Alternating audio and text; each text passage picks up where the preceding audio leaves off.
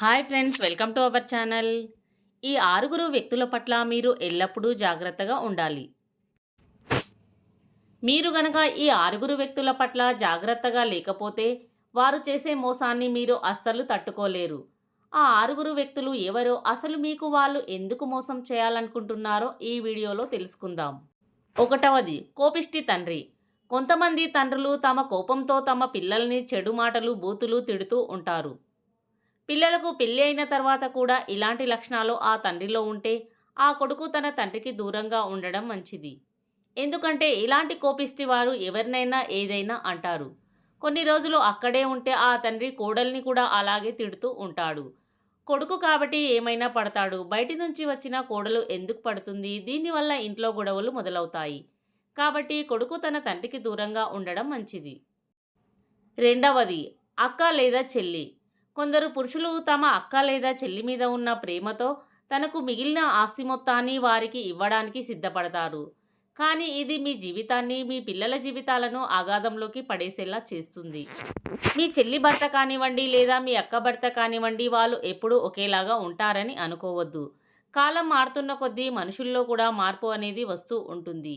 మీ చెల్లి ఎంత మంచిదైనా కానివ్వండి, ఆమె భర్త చెడ్డవాడైతే ఏమీ చేయలేం.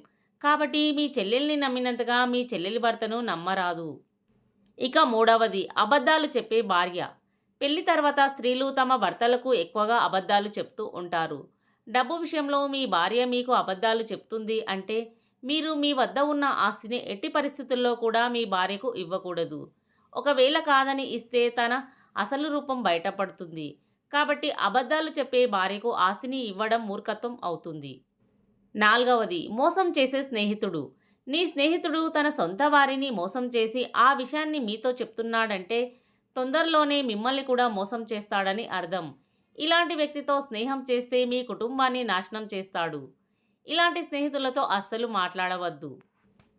ఐదవది, స్వార్థపరుడైన అన్న. కొందరు పురుషులు తమ అన్న ఎన్ని తప్పులు చేసినా రక్త సంబంధం కారణంగా వారిని ఏమీ అనలేకపోతారు. ఇలా తప్పు చేసినప్పుడు మందలించకపోవడం వల్ల వారు మీకు కూడా హాని కలిగిస్తారు.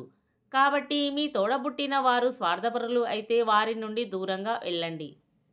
ఇక ఆరవది, అధికారంలో ఉన్న వ్యక్తి.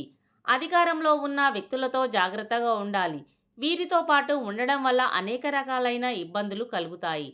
వీరు వారితో పాటు మిగిలిన వారిని కూడా తప్పుడు దారిలోకి తీసుకువెళ్తారు. ఆ దారిలో రాకపోతే సమాజంలో వారిని చెడ్డవారిగా ముద్ర వేస్తారు. ఫ్రెండ్స్, ఈ వీడియో కనుక మీకు నచ్చినట్లయితే ప్లీజ్ లైక్ చేసి మా ఛానల్ని సపోర్ట్ చేయండి. అలాగే ఇలాంటి మరెన్నో ఇంట్రెస్టింగ్ వీడియోల కోసం మా ఛానల్ని సబ్స్క్రైబ్ చేయండి. Thanks for watching.